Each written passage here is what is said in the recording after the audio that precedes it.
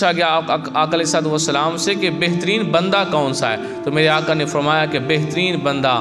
وہ ہے جو اللہ سے ڈرنے والا ہے اور اچھی باتیں بتانے والا اور برائی سے روکنے والا ہے۔ یعنی دوسروں کو اچھی باتیں بتاتا ہے اور برائی سے روکتا ہے، وہ بہترین بندہ ہے۔ اور دیکھیں عمل کی دو قسمیں ہوتی ہیں، ایک ہوتا ہے کہ وہ عمل جو بندہ خود کرتا ہے یعنی صرف اپنی حد تک، اور ایک ہوتا ہے متعدی جو دوسروں کو بھی آگے فائدہ پہنچاتا ہے، جو عمل آگے پھیلتا جاتا ہے۔ آج کے دور میں لوگ کہتے ہیں میں خود تو نماز پڑھ لوں گا، اپنے بچوں کو نہیں بولوں گا، اپنی بیوی کو نہیں بولوں گا، دل کرتا ہے تو پڑھیں، نہیں دل کرتا تو نہ پڑھیں۔ اللہ قرآن میں فرماتا ہے یا ایھا الذین آمنوا قوا انفسکم واہلیکم نارا، اے ایمان والو اپنے آپ کو، اپنی جانوں کو اور اپنے گھر والوں کو دوزخ کی آگ سے بچاؤ۔ تو یہ حکم قرآنی ہے، یہ ایسا نہیں ہے کہ دل کرے تو کسی کو کہہ لیا نماز کا اور دل کرے تو نہ کہا، بلکہ یہ حکم قرآنی ہے اور یہ لازم ہے۔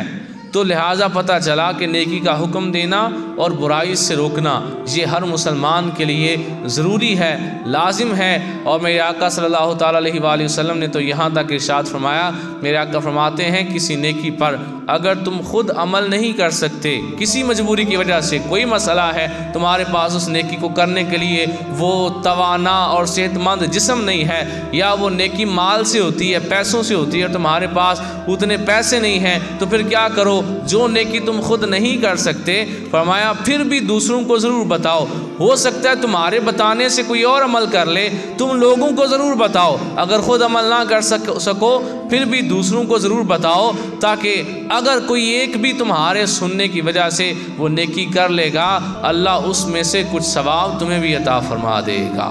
اور پھر ایسا نہیں کہ اس کے ثواب میں کمی ہوگی، بلکہ اس کو بھی ثواب ملے گا اور بتانے والے کو بھی اس کا ثواب جو ہے وہ ملتا رہے گا۔ آقا صلی اللہ تعالیٰ علیہ وآلہ وسلم کا فرمان سنے، میرے آقا نے فرمایا ان قریب لوگوں پر وہ وقت آئے گا جب اسلام کا صرف نام اور قرآن کا صرف رسم و رواج رہ جائے گا، ان کی مسجدیں آباد ہوں گی مگر ہدایت سے خالی، ان کے علماء آسمان کے نیچے بدترین خلق ہوں گے، ان سے فتنہ نکلے گا اور انہی میں لوٹ جائے گا۔ اب اس حدیث پاک کی تفسیر میں حضرت مفتی احمد یار خان نعیمی رحمۃ اللہ علیہ آپ کیا فرماتے ہیں؟ آپ فرماتے ہیں کہ اسلام کا صرف نام رہ جائے گا۔ اس کا کیا مطلب ہے؟ اس کا مطلب یہ ہے کہ مسلمانوں کے نام تو اسلامی ہوں گے، کام اسلامی نہیں ہوں گے، ان کو دیکھ کر کوئی مسلمان نہیں سمجھے گا۔ جس طرح آج کل کے دور میں آپ دیکھ لیں، یہ جس طرح آپ کے بچے پینٹ شرٹ پہنتے ہیں، یہ جس طرح ٹائی لگاتے ہیں گلے میں، اور جس طرح یہ سوٹ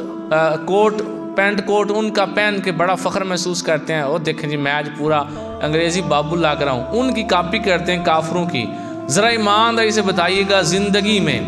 آپ نے آج تک جتنی زندگی گزاری ہے اس میں آج تک آپ نے کوئی ایک ایسا کافر دیکھا ہے جس نے سر پہ سبز امامہ باندھا ہوا ہو اور نبی پاک علیہ السلام جیسا جبہ بدن پہ پہنا ہوا ہو اور داڑھی مکمل ایک مٹھ کے برابر ایک مشت داڑھی رکھی ہوئی ہو اور زلفیں رکھی ہوئی ہوں؟ کبھی دیکھا ایسا کافر؟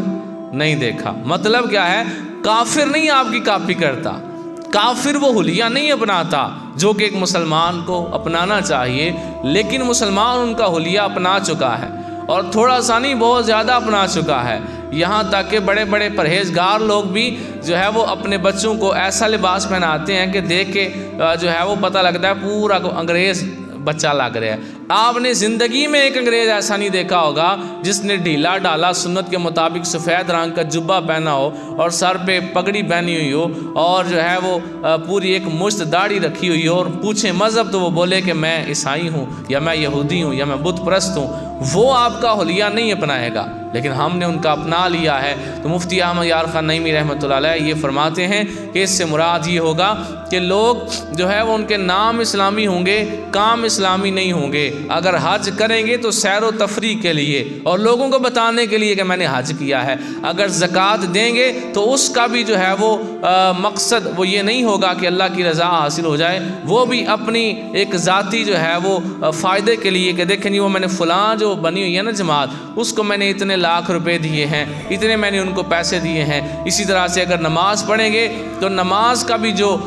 مقصد ہوگا وہ خشوع و خضوع نہیں ہوگا، بلکہ وہ بھی دکھاوا ہوگا۔ حج ہوگا وہ بھی اس لیے ہوگا کہ لوگ کہیں دیکھیں جی فلاں بندے نے حج کیا ہوا ہے، اور جہاد ہوگا تو وہ بھی اس لیے نہیں ہوگا کہ اسلام کو پھیلایا جائے، بلکہ اس لیے ہوگا کہ میرے نام کی حکومت قائم ہو جائے، میں بادشاہ ہوں، میری بادشاہت میں اضافہ ہو جائے۔ زکوٰۃ دیں گے اپنی اسلام دعا بڑھانے کے لیے، نماز پڑھیں گے لوگوں کو دکھانے کے لیے۔ تو ایسے موقع پر جو ہے وہ